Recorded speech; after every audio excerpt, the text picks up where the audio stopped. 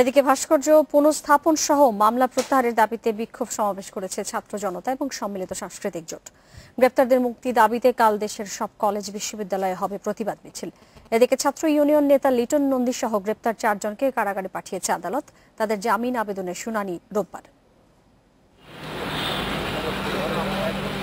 Supreme court প্রাঙ্গণ থেকে ভাস্কর্য অপসারণের প্রতিবাদে শুক্রবার বিক্ষোভ মিছিল করে প্রগতিশীল ছাত্র নেতা কর্মীরা। তাদের হঠাতে কাঁদানো গ্যাস ও জল কামান ছড়ে পুলিশ। আটক হন 4 জন। অন্তত 150 জনের বিরুদ্ধে শাহবাগ থানায় হয়েছে মামলা। গ্রেপ্তার হদে বিচার দাবিতে শনিবার বিকেলেও হয়েছে প্রতিবাদ মিছিল। গ্রেপ্তারদের মুক্তি না দিলে রোববার দেশের সব বিশ্ববিদ্যালয় ও কলেজে প্রতিবাদ মিছিল ও 1 জুন স্বরাষ্ট্র মন্ত্রণালয় অভিমুখে মিছিলে ডাক দেয় ছাত্র জনতা।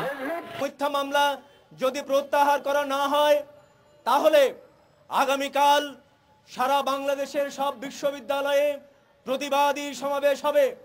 কেন্দ্রীয় শহীদ মিনারে সম্মিলিত সাংস্কৃতিক জোটের প্রতিবাদ সমাবেশেও আসে ভাস্কর্য সরিয়ে ফেলার প্রতিবাদ। আমি মুক্তিযোদ্ধা সংসদকে আহ্বান জানাচ্ছি, আমরা যারা এই সংগ্রাম করছি মুক্তিযুদ্ধের চেতনাকে বাস্তবায়িত করার জন্য আবার আসুন আপনারা আমাদের সঙ্গে যোগ দিন। ভাস্কর্যটি আবারও স্থাপনের দাবিতে 13 জন কেন্দ্রীয় শহীদ মিনারে বেলা 11টা থেকে ডাকা হয়েছে 2 ঘন্টার অবস্থান কর্মসূচি। বাংলাদেশের প্রত্যেকটা জেলায় এবং যে সমস্ত উপজেলায় সম্মিলিত সাংস্কৃতিক জোটের কমিটি রয়েছে সবার প্রতি আমাদের উদাত্ত আহ্বান, প্রত্যেক জেলা এবং উপজেলায় আপনারা অনুরূপ কর্মসূচি গ্রহণ করুন।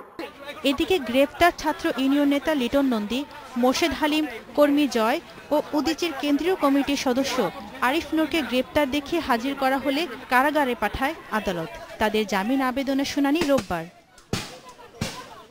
Tabassum Arju, Independent News, Dhaka.